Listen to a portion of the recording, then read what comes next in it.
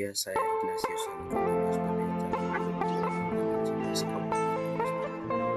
Kali ini saya akan membuat video aksi nyata tentang menyebarkan pemahaman dan penerapan pengalaman diseminasi budaya positif di sekolah, terutama di SMK Negeri 1. Ini adalah rancangan tindakan aksi nyata di SMK Negeri 1. Latar belakang budaya positif di sekolah merupakan landasan yang penting untuk menciptakan lingkungan belajar yang kondusif, aman, dan menyenangkan. Namun pada kenyataannya, disiplin masih berbasis motivasi eksternal atau hadiah dari lingkungan dibandingkan dengan motivasi internal atau rasa tanggung jawab dan kesadaran dari dalam diri. Hal ini dapat berdampak pada karakter dan perkembangan siswa.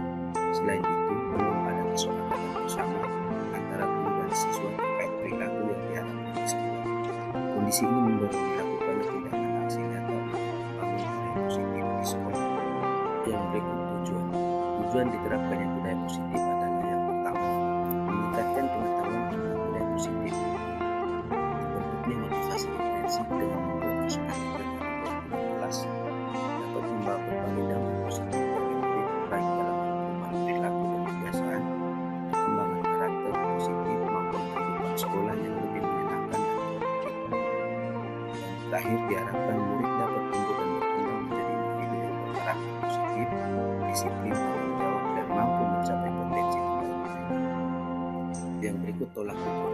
Tolak ukurnya adalah terlaksananya diseminasi atau penyebaran informasi tentang konsep inti budaya positif di sekolah. Bentuknya keyakinan kelas yang disepakati bersama oleh kelas dan murid kelas. Area kelas maupun sekolah konsisten dalam menjalankan keyakinan kelas yang sudah disepakati bersama, dan pelaksananya penyelesaian masalah siswa dengan menggunakan strategi restitusi. Yang berikut eliminasi tindakan.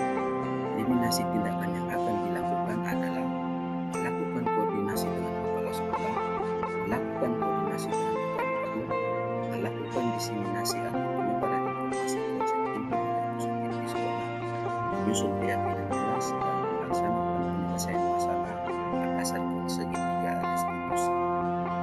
Yang berikut dukungan. Dukungan yang dibutuhkan adalah kepala sekolah, rekan sejawat, tenaga kependidikan, murid, orang tua, sarana dan prasarana pendukung di sekolah atau di kelas. Yang berikut harapan. Harapan saya semoga penerapan budaya positif dan penerapan segitiga restitusi dapat terwujud agar terciptanya lingkungan belajar yang kondusif, aman, nyaman, dan menyenangkan. Yang berikut konsep inti.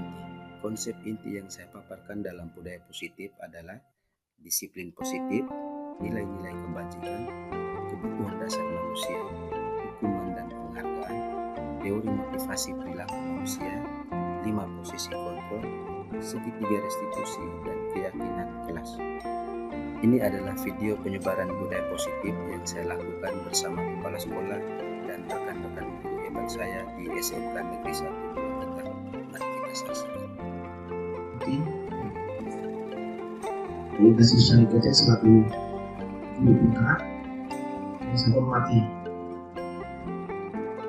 Bapak Ibu Guru SMK Negeri 1 Purwakarta yang pada kesempatan ini telah mengambil bagian dalam mengikuti kegiatan guru penggerak dari Pak Ignatius Kecek dengan tema budaya positif dalam pengembangan pendidikan. Teman-teman yang saya hormati, budaya positif yang dimaksudkan dalam kegiatan ini bagaimana kita guru selaku pendidik segala macam aktivitas berorientasi pada siswa dengan menerapkan sistem pembelajaran yang ramah siswa, dan di sana kita membangun kegiatan positif untuk masa depan mereka. Anak-anak sebagai generasi bangsa perlu dibentuk dengan karakter yang baik, karakter yang positif, agar kedepannya mereka memiliki sesuatu yang baik dalam kehidupan mereka. Dan pada kesempatan ini, terima kasih banyak atas telah mengambil bagian dalam kegiatan guru bergerak dari SBM dengan rahmat Tuhan yang Maha Kuasa, restu Allah Ta'ala, dan seizin kita semua, saya membuka rangkaian acara guru bergerak dari SBM dengan tema budaya positif dan kegiatan pengajaran pada siswa di tingkat SMA dan sekolah kita dengan Yesus. Pada ikhlas saya berikan waktu untuk memaparkan. Baik, terima kasih atas kesempatan yang diberikan. Sebelum saya memulai kegiatan ini, sekali lagi saya menyampaikan terima kasih banyak kepada Bapak Ibu guru hebat semua yang telah bersedia untuk bisa kita mendengarkan bersama apa yang akan saya paparkan terkait dengan budaya positif di sekolah. Bapak Ibu, saya bukan guru yang hebat, tetapi yang hebat itu adalah bagaimana kita sama-sama mulai bergerak untuk memikirkan bagaimana siswa kita ke depannya. Saya berdiri di sini bukan saya tahu segalanya, tetapi saya mencoba untuk kita sama-sama belajar bersama bagaimana kita terapkan budaya positif itu di sekolah. Tentunya bahwa yang kita terapkan di sini adalah semuanya itu bertumpu atau berdampak kepada murid kita sendiri. Oleh karena itu, saya rasa bahwa budaya positif ini sangat penting bagi kita untuk ketika kita melaksanakan segala bentuk kegiatan di sekolah, maka saya perlu memaparkan budaya positif ini di Bapak Ibu hebat semuanya. Oleh karena itu, untuk memulai kegiatan ini, mari kita awali kegiatan dengan ice breaking. Kita hanya di tempat saja. Kita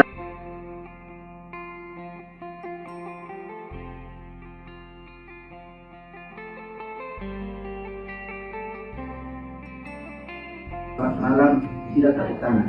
Bisa ya? Bisa. Oke. Selamat, kasih contoh dulu ya. Kalau selamat pagi maka tepuknya cuma sekali. Selamat siang 2 kali. Selamat malam tidak tepuk. Baik, mari kita sama-sama. Selamat pagi semuanya. Selamat siang semuanya. Selamat pagi semuanya. Selamat malam. Baik, terima kasih atas semangat kita. Kita masih tetap semangat walaupun dalam situasi siang ini. Kita lanjut ke materi saya. Terkait dengan budaya positif ini, kita kembali mencoba memikirkan kira-kira seperti apa filosofi pembelajaran Ki Hajar Dewantara ataupun Ki Hajar Dewantara.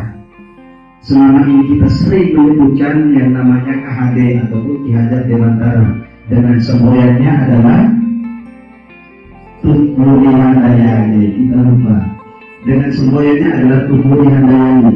Jadi apa maksudnya itu? Di dalam Tut Muri Handayani itu ada 2 poin, yakni Ingaso Sundoro dan Madia Mahangkaso atau Mahangkasa. Di belakangnya adalah Tut Muri Handayani, guru sebagai contoh. Ketika Ingaso dan Madia Mahangkasa itu guru sebagai di tengah sebagai pemberi semangat, kemudian Tut Muri Handayani dari belakang itu untuk mendorong. Nah, itu yang harus kita pahami sebagai guru, bagaimana kita pahami filosofi pembelajaran menurut Ki Hajar Dewantara. Baik, di sini Ki Hajar Dewantara mengibaratkan pendidikan itu sebagai tempat persemaian benih-benih kebudayaan dalam masyarakat. Artinya, pendidikan memiliki peran penting dalam menumbuh kecerdasan anak. Belum kami sudah lanjutkan. Seperti petani yang menebarkan benih atau bibit padi, guru juga memiliki tanggung jawab untuk mengajarkan dan membimbing anak-anak agar bisa tumbuh menjadi individu yang beradab. Jadi di sini Ki Hajar Dewantara mengibaratkan siswa itu sebagai bibit, kemudian guru itu sebagai petani. Ladang itu adalah sekolahnya. Ketika kita bibit yang unggul tetapi kita letakkan di ladang yang kering dengan petani yang malas untuk mengelolanya, maka bibit yang unggul tadi atau yang subur tadi tidak akan berfungsi baik dan dia tidak akan tumbuh baik. Itu filosofi yang dipaparkan oleh Ki Hajar Dewantara. Kemudian analogi ini mengajarkan bahwa baik buruknya hasil tanaman tergantung pada upaya dan perhatian yang diberikan oleh petani. Baik buruknya atau baik tidaknya perkembangan anak tergantung kepada kita bagaimana mendidik membimbing anak itu sendiri di sekolah. Itu prinsip yang ditawarkan oleh Trader Dewantara. Nah, sekarang kita melihat bagaimana penerapan kita selama ini. Model pendidikan yang sering terjadi itu adalah ketika guru berbicara dan murid hanya mendengarkan. Itu yang realitas yang kita hadapi sekarang. Guru dianggap sebagai subjek yang memberikan pengetahuan, sedangkan murid sebagai objek yang harus patuh. Berarti bertolak belakang sekali dengan pemikiran Trader Dewantara, dan itu kenyataan yang kita terapkan selama ini. Dan sekarang berdasarkan filosofi itu diajarkan atau diterapkan kepada kita bagaimana kita mencoba untuk menghapus karakter pembelajaran seperti itu. Jadi siswa tidak dijadikan objek atau bukan dijadikan sasaran, tapi siswa itu sebagai subjek bagaimana kita mendampingi siswanya. Kemudian di sini Trader Dewantara juga menekankan pentingnya memahami mengapa suatu pelajaran diberikan, bukan hanya bagaimana mengajar dengan benar. Berarti kita tidak dituntut hanya mengajar saja, tetapi bagaimana kita membimbing siswanya. Baik, ini saya lanjutkan. Yang perlu kita perhatikan itu adalah nilai-nilai kita sebagai guru. Guru memiliki beberapa nilai inti yang menjadi landasan dalam menjalankan tugasnya. Yang pertama itu berpihak pada murid. Itu nilai yang paling pertama yang ditawarkan. Guru harus berpihak pada murid. Artinya apa? Guru harus menghamba pada murid, tetapi dalam tanda kutip. Hamba yang dalam artian apa? Kita selalu memenuhi kebutuhan anak, kita selalu memenuhi kebutuhan murid. Nanti akan berdampak kepada segitiga restitusi dan juga keyakinan kelas. Dan itu menjadi tugas peran kita sebagai guru, terutama Bapak Ibu di balik kelas, bagaimana menerapkan keyakinan kelas, bagaimana menerapkan segitiga restitusi, bagaimana Bapak Ibu menerapkan Bapak Ibu sebagai menerapkan posisi kontrol sebagai gurunya. Itu nanti akan terjawab di pada sesi terakhir nanti. Kemudian yang berikut, mandiri. Kita mampu belajar dan mengembangkan diri secara mandiri. Nah, ini yang menjadi tuntutan atau nilai yang paling penting juga. Kita tidak bisa berpatok pada satu tempat, tetapi kita harus mandiri. Kemudian nilai guru yang ketiga adalah reflektif. Terbiasa melakukan refleksi terhadap praktik pembelajaran. Makanya perlulah kita buatkan komunitas belajar. Itu tujuannya untuk kita saling merefleksikan, saling curhat, saling berbagi terkait dengan pembelajaran yang kita sudah laksanakan. Sering curhat bukan tentang masalah rumah tangga, curhat bukan tentang masalah pribadi, tapi curhat tentang masalah anak yang kita hadapi. Itu tujuannya bagaimana kita reflektif, dan aksi nyatanya itu cocoknya di komunitas belajar. Yang berikut, kolaboratif. Kalau soal kolaboratif di sekolah kita ini juga kita sering menerapkannya, terkait kolaborasi antara guru mata pelajaran, bagaimana kita bekerja sama, kita connect antar setiap program studi.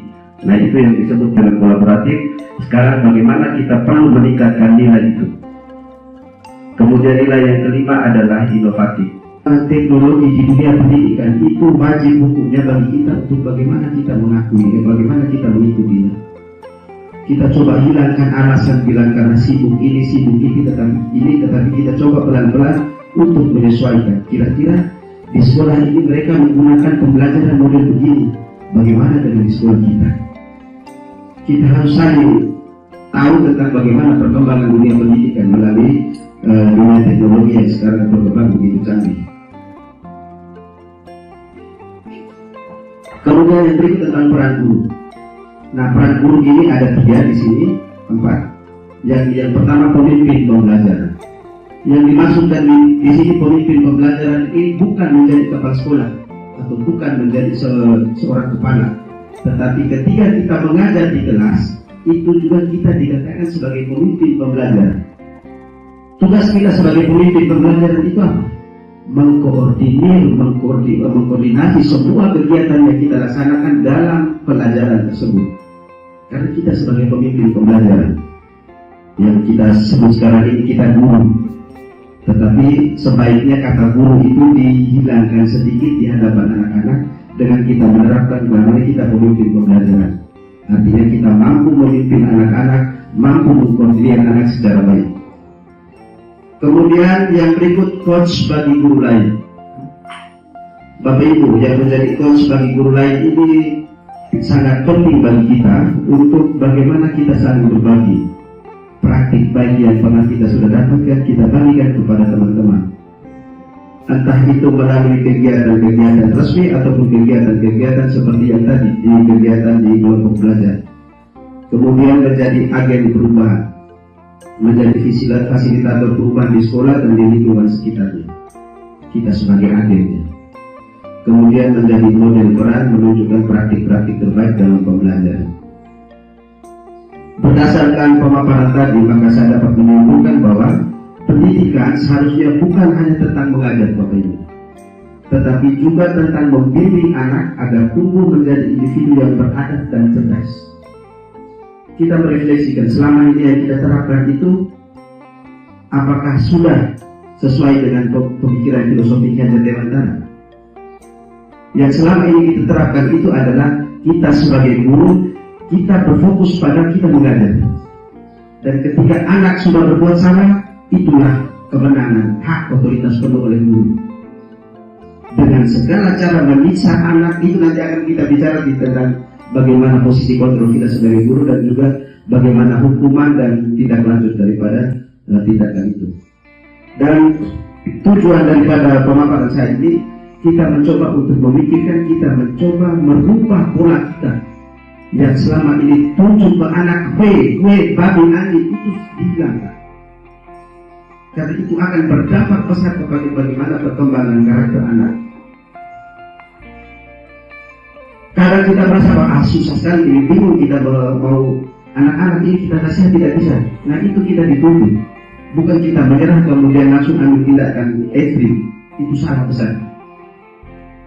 Jadi tugas kita harus paham dulu tentang nilai guru penggerak. Yang paling penting itu adalah dalam pemikiran kita itu pendidikan ini kita berpihak pada anak. Baik, saya paparkan secara gambaran terkait dengan konsep inti budaya positif ini. Kalau tentang disiplin positif tadi sudah dipaparkan, kemudian tentang nilai-nilai kebajikan nanti akan saya paparkan secara garis besar dulu. Kemudian kebutuhan dasar manusia, hukuman dan penghargaan, teori motivasi perilaku manusia. Yang paling penting itu adalah kita lihat 5 posisi kontrol kita sebagai guru, kemudian segitiga restitusi dengan keyakinan kelas. Oke, tentang disiplin positif saya next pengertiannya. Kemudian nilai-nilai kebajikan. Nilai kebajikan seperti apa? Sekarang itu kita di mana-mana sering disebut dengan profil pelajar Pancasila. Nah, pertanyaan kita, kira-kira dimensi profil pelajar Pancasila itu kita sudah hafal atau belum? Atau kita sudah paham atau belum? Kita sebagai seorang guru harus betul-betul memahami yang namanya profil pelajar Pancasila. Yang di dalam profil pelajar Pancasila itu ada 6 dimensi. Yakni yang pertama, beriman, bertakwa kepada Tuhan Yang Maha Esa, berakhlak mulia, mandiri, bernalar kritis, berkebinekaan global, bergotong royong dan kreatif. Itu nilai kebajikan menurut profil pelajar Pancasila. Kemudian nilai kebajikan menurut IBO Primary Years Program atau YPY, itu tentang toleransi, rasa hormat, integritas, mandiri, menghargai, antusias. Yang paling diutamakan itu adalah kita lihat di nilai kebajikan profil pelajar Pancasila. Itu tugas penuh kita sebagai guru. Kemudian keterampilan ataupun keterampilan hidup ataupun life skill itu dapat dipercaya, lurus hati, pendengar yang aktif, tidak merendahkan orang lain, memberikan yang terbaik dari diri. Itu tentang nilai-nilai kebajikan. Kemudian tentang kebutuhan dasar manusia, pengertian saya paparkan, saya lewatkan. Sekarang kita lihat dulu 5 kebutuhan dasar manusia. Itu yang pertama, bertahan hidup. Itu kebutuhan dasar kita. Tetapi yang kita bicarakan ini adalah konsepnya kepada siswanya. Kemudian kasih sayang. Kepada siswa atau tidak?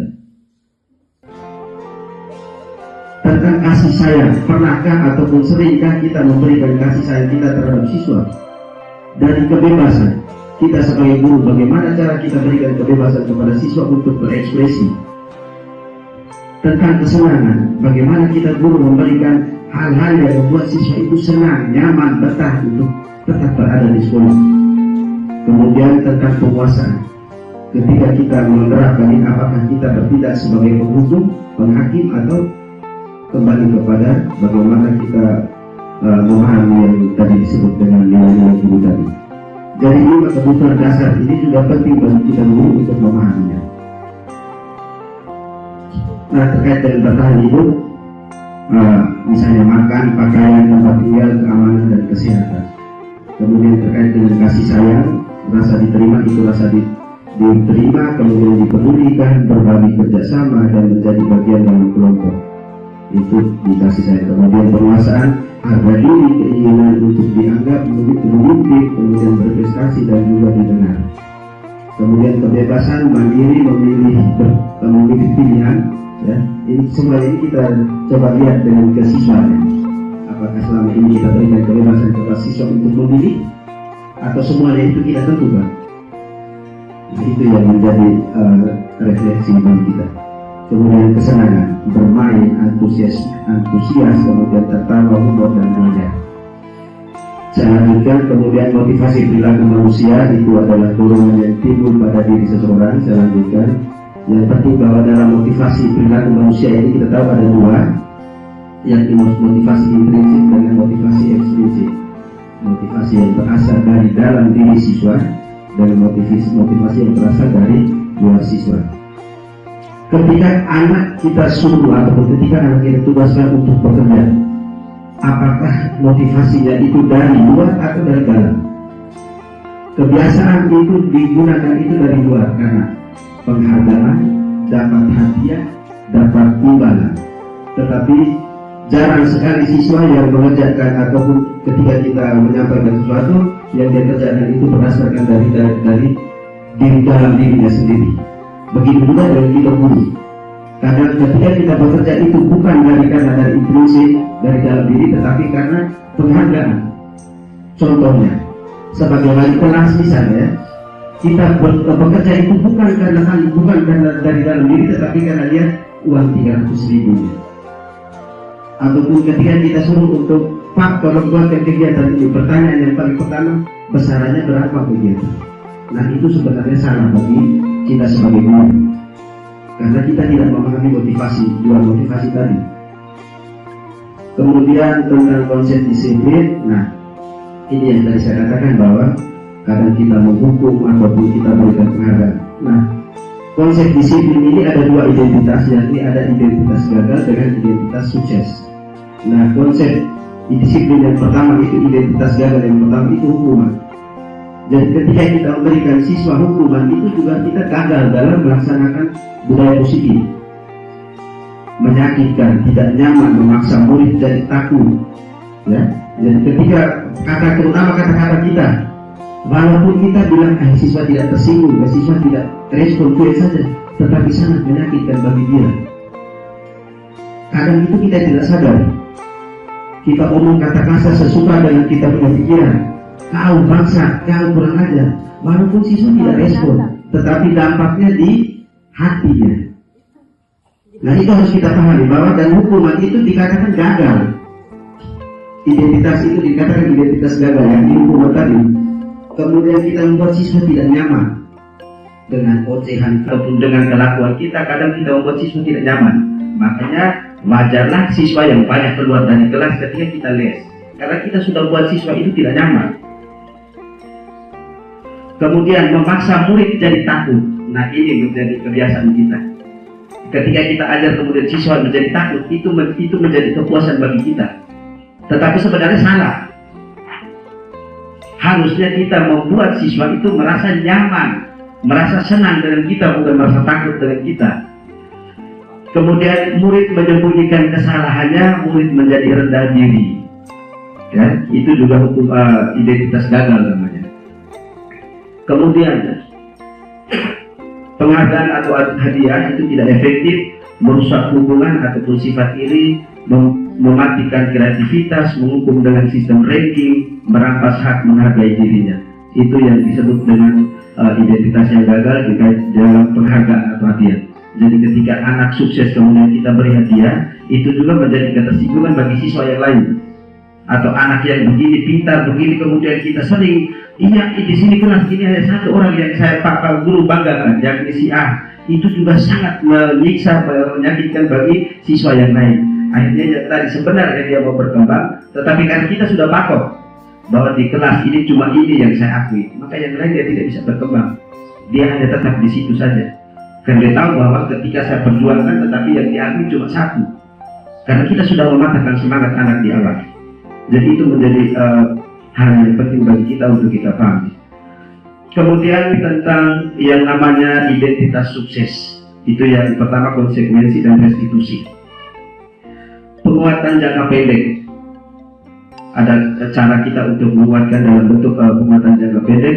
Kemudian perlu memonitoring berkelanjutan, kemudian stimulus atau respon, murid menghormati peraturan, kehilangan waktu untuk merenungi kesalahan. Jadi itu yang dinamakan identitas sukses dalam disiplin konsekuensi. Jadi ketika kita penguatan jangka panjang, misalnya kita berikan pemahaman kepada anak, itu hal yang sukses buat dalam penentuan identitas ini. Kemudian restitusi, murid bertanggung jawab atas perilakunya. Nah, ketika anak sudah berbuat salah, bukan kita langsung mematahkan, tetapi kita mencoba untuk cari kira-kira apa sih dia buat seperti ini. Pasti ada sesuatu, dan sesuatunya itu yang harus kita cari. Fokus pada pemecahan masalah jangka panjang.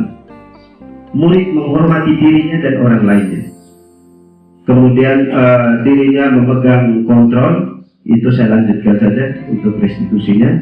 Nah, sekarang kita lihat pentingnya juga untuk posisi kontrol kita sebagai guru. 5 posisi kontrol guru. Sekarang ini menjadi refleksi bagi kita. Yang selama ini kita terapkan itu, kita sebagai penghukumkah, pembuat rasa bersalahkah, teman, pemantau atau manajer. Itu posisi kontrol kita sebagai guru. Jadi ada 5 posisi kontrol itu Bapak Ibu ya. Misalnya, sekarang kita penerapan posisi kontrolnya. Kasus misalnya murid yang datang terlambat ke sekolah. Ini saya kasih contoh salah satu kasus kecil yang sering kita hadapi, yakni murid yang datang terlambat ke sekolah. Kemudian pembuku, kalau dimulai pembuku dengan kata-kata kita. Saya kasih contoh di sini, misalnya ada salah satu siswa, ini Gevan, ini adalah salah satu siswa yang di kelas 11 TKD yang kemarin saya ambil sampel untuk pembuatan video budaya positifnya. Pernyataan-pernyataan hukumnya adalah seperti ini. Gevan, kamu datang terlambat lagi. Sudah berapa kali, ini ibu atau pak ingatkan untuk datang tepat waktu. Berdiri di depan kelas selama pelajaran berlangsung. Itu penghukum. Jadi ketika anak datang terlambat, kita tidak bisa langsung menggunakan pernyataan-pernyataan seperti itu. Maka itu dikatakan identitas gagal. Kemudian pembuat merasa bersalah. Gimana? Kamu tahu kan kalau datang terlambat itu tidak baik bagi bapak atau ibu guru, sedih sekali melihat kamu selalu terlambat. Nah itu, jadi ketika kita buatkan pernyataan seperti itu, bahwa seakan-akan dia yang membuat kita merasa bersalah, dia yang guru yang membuat kita sakit hati karena dia sering terlambat. Oke, kita lihat lanjut yang berikut. Kemudian sebagai teman, dengan pernyataannya, guru dengan nada santai berkata kepada Givan, "Hai Givan, kok kamu terlambat lagi hari ini? Ada apa?" Itu kan pertanyaan sebagai teman. Berarti dari situ Givan juga akan menyampaikan bahwa ini kayaknya teman saya yang tanya nih. Dia akan menceritakan secara luas, secara bebas. Saya terlambat karena begini. Tapi kalau kita sudah menerapkan tadi penghukum tadi, maka yang sebenarnya dia terlambat karena ini juga dia tidak akan menceritakan. Dan kita tidak akan tahu permasalahannya. Kemudian yang berikut sebagai pemantau. Givan, kamu sudah melanggar keyakinan sekolah. Kamu sudah tahu konsekuensinya. Nah, ini nanti akan kita bicarakan panjang terkait dengan bagaimana kita buatkan kesepakatan kelas dan juga keyakinan kelas. Dan itu menjadi kekuatan bagi Bapak Ibu guru wali kelas dan juga Bapak Ibu guru mata pelajaran kalau mau menerapkan keyakinan kelas untuk mata pelajarannya. Saya lanjutkan. Kemudian tentang posisi kontrol sebagai manajer. Guru dengan nada santai berkata kepada Givan, apakah kamu tahu apa kesalahanmu? Kira-kira bagaimana kamu memperbaiki kesalahan? Nah, itu sebagai manajer. Dan kita sebagai guru, yang paling penting kita terapkan itu adalah posisi kontrol yang manajer. Boleh kita gunakan sebagai teman, tetapi tidak setiap kali bermasalah. Kadang ada saat yang kita dikatakan sebagai manajer dalam menyelesaikan permasalahan anak. Nah, sekarang mari kita lihat, ini menjadi bahan refleksi bagi kita. Posisi kontrol seperti apakah aku? Posisi kontrol seperti apakah kita? Posisi kontrol seperti apakah saya dengan kasus seperti ini? Ini hanya untuk refleksi saja, Bapak Ibu. Contoh siswa namanya Marina, kamu tidak mengerjakan tugas piketmu. Setelah selesai pembelajaran, kamu harus membersihkan ruangan kelas ini sendiri. Kira-kira posisi kontrol itu kita terapkan sebagai posisi kontrol apa? Ini hanya refleksi saja. Kemudian yang kedua, Marina, kamu tahu kan pentingnya piket? Teman-temanmu sudah mengerjakan tugasnya, tapi kamu tidak. Saya sangat sedih sekali melihat kamu tidak bertanggung jawab. Nah, ini juga kita masukkan dalam posisi kontrol apa seperti yang tadi saya paparkan. Kemudian ini juga yang tadi pertanyaan refleksi yang tadi posisi kontrol yang ketiga. Ini posisi kontrol yang keempat tadi. Kemudian yang posisi kontrol yang kelima, manajer itu seperti ini pernyataannya. Oke, kita masuk ke keyakinan kelas. Pertanyaan saya, mengapa keyakinan kelas atau mengapa bukan peraturan kelas? Kita buatkan perbandingan dulu. Keyakinan kelas dengan peraturan kelas ataupun kesepakatan kelas itu sama atau tidak? Beda ya Bapak Ibu ya. Kalau namanya peraturan kelas, berarti itu aturan itu wajib hukumnya dan pasti ada konsekuensi hukumannya. Dan pasti di dalam itu penggunaan kata-kata yang bermakna negatif lebih banyak. Yakni dilarang itu adalah peraturan. Dilarang membawa handphone ke kelas, berarti itu kan bukan keyakinan atau bukan kesepakatan, tapi itu adalah peraturan. Dari peraturan itu kita jabarkan menjadi keyakinan kelas. Dari peraturan itu kita jabarkan menjadi kesepakatan kelas. Oh, peraturan kelasnya seperti ini. Nah, sudah, mari kita sepakat. Jadi ketika Bapak Ibu balik kelas, ketika membuat peraturan kelas, keyakinan kelas harus berpaku pada peraturan kelas. Dan peraturan kelas itu harus disepakati bersama. Tidak bisa, ini Pak Guru sudah buatkan ini, kamu harus ikut. Tidak bisa. Harus didiskusikan dengan teman-teman ataupun anak-anak dalam kelas. Baik anak-anak, mari kita sepakati dulu peraturan kita. Kita buatkan peraturan. Ketika ketika jam pelajaran itu bagaimana? Dilarang ribut atau dilarang izin keluar. Nah, itu kan masih peraturan. Kemudian dari peraturan itu kita jabarkan menjadi kesepakatan kelas. Kesepakatan kelasnya adalah kata dilarang itu kita rubah menjadi misalnya dilarang membawa handphone saja. Jadi pernyataan untuk keyakinannya adalah gunakanlah handphone ketika diizinkan. Ya tuh. Dilarang bolos, maka pernyataannya adalah pernyataan kita harus yang ambil yang positif. Ataupun dilarang datang atau tidak boleh datang terlambat, maka siswa datang seharus tepat waktu. Itu harus disepakati. Jadi itu nanti akan kita buat yang keyakinan kelas. Ini untuk di administrasi kelas Bapak Ibu. Jadi di situ ada peraturan kelas yang disepakati. Dari peraturan itu kita jabarkan ke keyakinan kelas.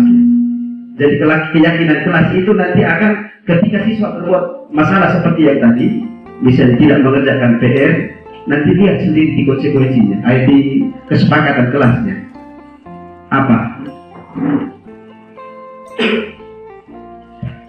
Mengapa kita memiliki, ini saya lanjutkan saja ya.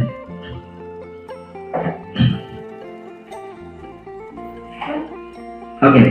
Kemudian bagaimana kita pembentukan atau pembuatan keyakinan kelas? Lebih abstrak daripada peraturan. Kalau peraturan kan umum ataupun yang luas. Tetapi kalau untuk keyakinan kelasnya dia lebih abstrak, lebih terinci, lebih jelas. Kemudian jangan terlalu banyak-banyak, sedikit saja agar mudah diingat. Jangan mulai dari 1 sampai 20 peraturan, pusing anak-anak. Cukup 5 atau 3, yang penting yang betul-betul kita lihat juga dengan kondisi anak. Misalnya anak sering datang terlambat, oh ini kita buatkan kesepakatan. Anak sering tidak mengerjakan tugas, kita buatkan kesepakatan kelas. Tetapi tidak boleh ada sanksi hukuman lanjutan. Yang tidak terkerjakan tugas kumpul uang 20.000, itu tidak boleh, dilarang. Kemudian sekarang tentang segitiga restitusi. Nah, ini bagaimana kita menyelesaikan permasalahan siswa dengan menggunakan cara segitiga restitusi. Itu bagaimana segitiga restitusinya nanti saya jelaskan. Nah, ini ada 3 tahapan restitusi. Yang pertama, menstabilkan identitas. Ketika anak salah, ketika anak datang terlambat, kita tidak bisa langsung menjudge anak, tapi kita mencoba untuk menstabilkan identitasnya dulu. Terlambat itu wajar, kita namanya manusia itu terlambat, tetapi jangan keseringan lah. Dan kau tiap hari buka yang sama saja. Nah, itu kita langsung menjudge, toh.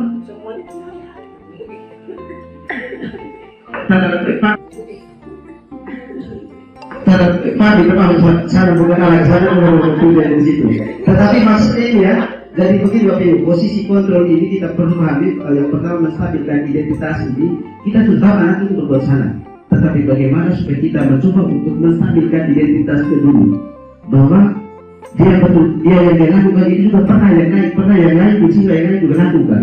Tetapi jangan seakan-akan bahwa dia saja yang melakukan.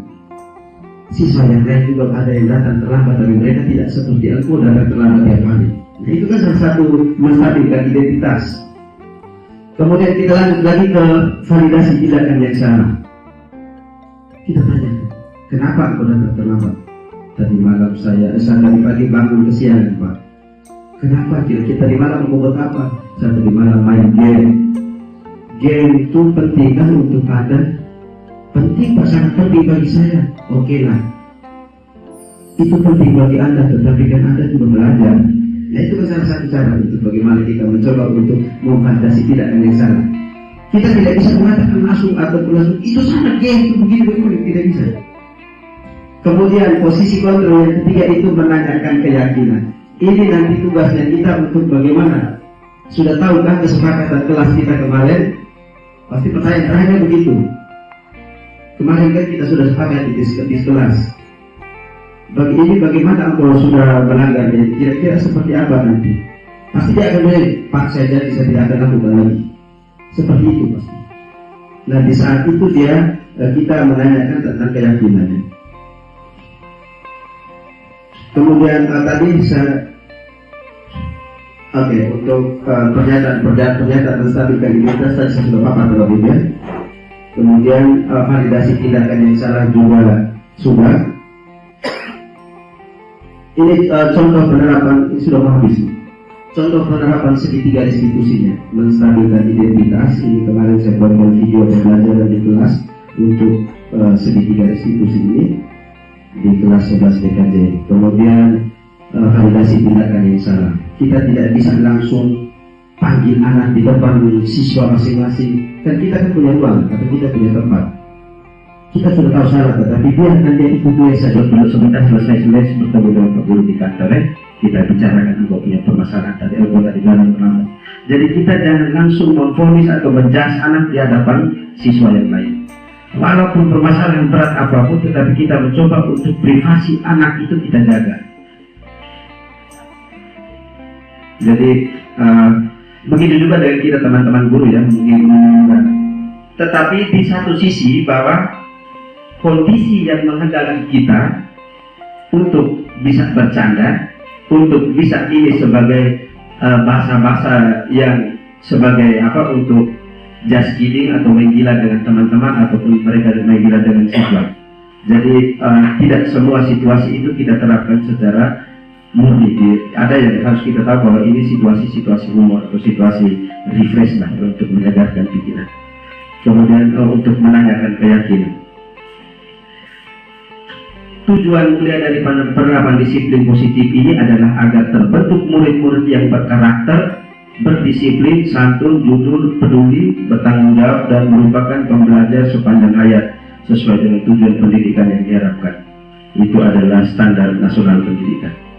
Jadi itu saja yang saya paparkan terkait dengan budaya positif yang harus kita terapkan di lembaga kita. Mudah-mudahan apa yang saya paparkan pada siang hari ini bisa mengubah pikiran kita sebagai guru, bagaimana kita menyelesaikan permasalahan anak dan bagaimana kita menerapkan budaya positif agar anak itu merasa nyaman di sekolah, anak itu merasa bahwa saya punya kakak ada di sini, saya punya opa ada di sini, saya punya bapak ada di sini, saya punya teman ada di lembaga SMK ini. Itu tujuan kita.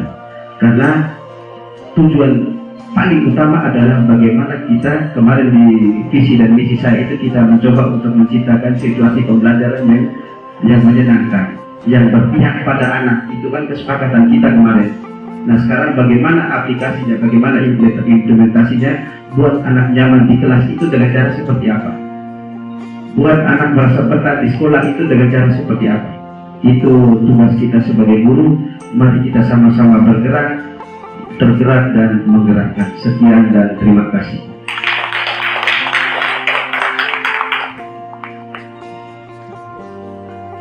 Baik, terima kasih kepada Pak Ignas, calon guru penggerak yang sudah memaparkan begitu banyak materi dalam kaitan dengan sikap positif. Dan sebelum mengakhiri kegiatan kita dalam event ini, Bapak Kepala Sekolah kami berikan waktu untuk memberikan kesimpulan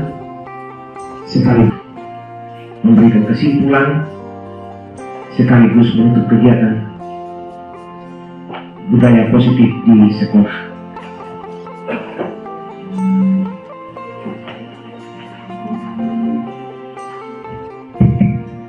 Baik, terima kasih Pak Renus.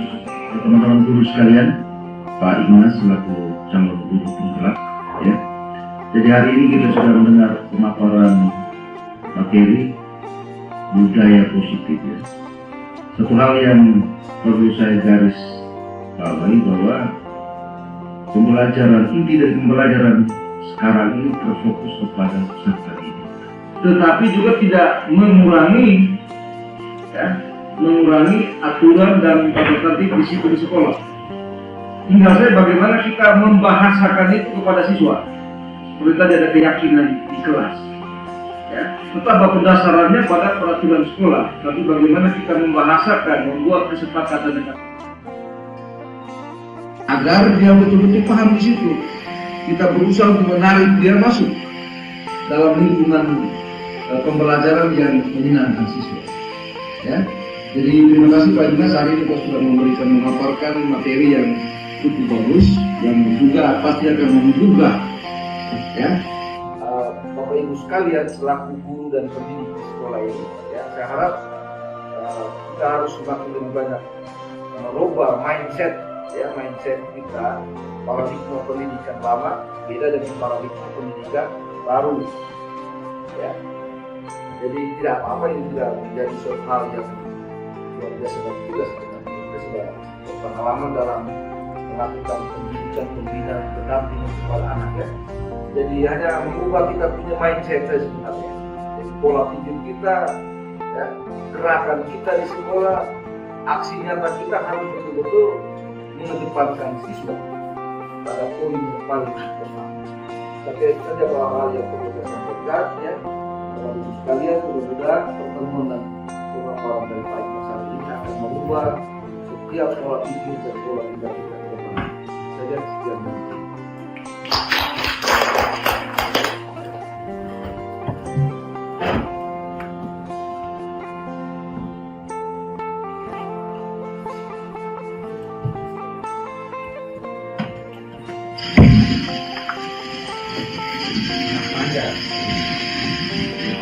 Baik, dengan berakhirnya kesimpulan oleh Bapak Kepala Sekolah SMK Kelandikan dalam acara pemaparan budaya positif di lingkungan sekolah oleh Pak Ignas Kotek, maka berakhirlah sudah semua kegiatan kita pada siang hari ini. Sekian dan terima kasih. Assalamualaikum warahmatullahi wabarakatuh. Berikut adalah video aksi nyata tentang penerapan segitiga restitusi yang saya lakukan pada siswa kelas 11 TKJ SMK Negeri 1 Langgitang. Mari kita saksikan. Bagi anak tua, ini kita akan mengikuti materi yang akan saya paparkan tentang bagaimana kita menulis sebuah surat lamaran yang baik. Oleh karena itu, sebelum kita memulai pelajaran, saya tanya dulu apa kabar kalian semua. Baik. Ya? Kita tetap semangat, harus tetap rajin untuk mengikuti apa yang selalu kami berikan, terutama pembelajaran yang kami berikan di sekolah. Oleh karena itu, baiklah, mari kita memulai kegiatan pembelajaran kita dengan silakan masuk kita. Oke, silakan. Sebentar baru saya Pak Guru akan lakukan wawancara. Oke, terima kasih. Baik, walaupun event terlambat tetapi dia tetap mengikuti KBM, itu yang patut kita ajukan jempol buat Evan. Jadi lain kali jangan terlambat lagi banyak. Oke, terima kasih banyak. Mari kita ikuti materi selanjutnya. Selamat pagi. Pagi Pak. Oke, Gevan tahu tidak kenapa Pak Yunus panggil Gevan ke sini? Tahu Pak. Oke. Kira-kira kenapa? Karena saya datang terlambat ke sekolah. Oke. Kira-kira kalau datang terlambat ke sekolah itu perbuatan baik atau tidak? Tidak Pak. Tidak ya. Oke. Berarti Gevan menyadari bahwa yang tadi Gevan lakukan terlambat ke sekolah itu tidak baik ya Gevan ya? Ya. Oke. Gevan, coba ceritakan kenapa kamu datang terlambat ke sekolah. Saya sering datang terlambat karena saya bangun pagi terlambat Pak. Jadi bangun paginya terlambat. Ya. Oke. Gevan tinggal di mana? Di Kom. Jauh ya? Ya. Berarti harus cepat bangunnya. Ya, Pak. Oke. Oke Gevan, kira-kira tadi malam tidurnya jam berapa? Sekitar jam 12 lewat. Kamu Gevan buat apa sehingga tidurnya sampai jam begitu? Saya sering main game Pak. Main game ya? Oke Gevan, tidak apa-apa. Oke Gevan, Pak Guru sangat menghargai walaupun kamu terlambat, tetapi kamu berusaha untuk ke sekolah, tidak absen hari ini ya Gevan ya? Itu hal yang baik dari Gevan, tetapi perlu diingat Gevan adalah siswa.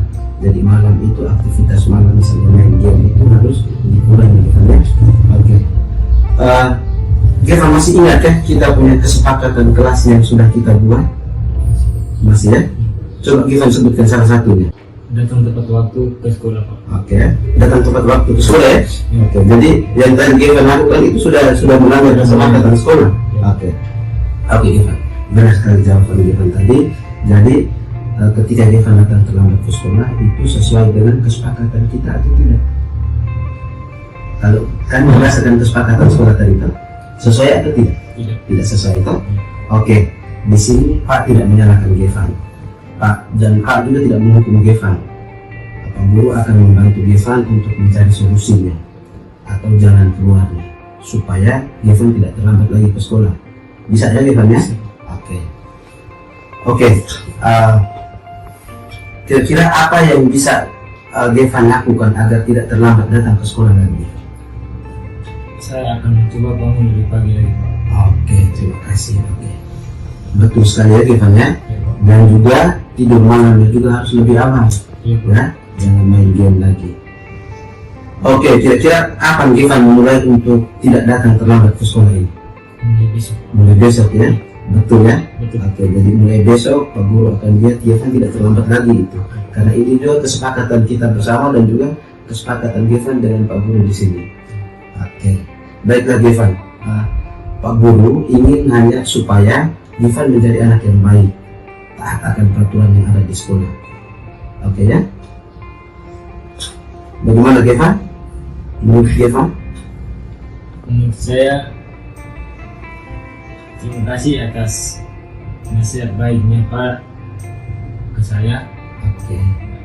Saya akan berbuat baik lagi dan tidak akan terlambat lagi. Oke. Tidak akan mengulangi lagi. Oke, terima kasih Gevan. Oke, mari kita sama-sama untuk menyukseskan tujuan pembelajaran tadi, terutama tidak boleh terlambat lagi ya.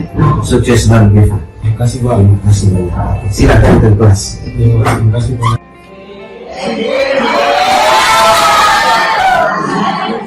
Saya merasa senang melakukan diskusi bersama Pak Ignas untuk menyelesaikan masalah yang saya hadapi yang sering datang terlambat ke sekolah dan mencari solusi agar tidak terlambat ke sekolah lagi.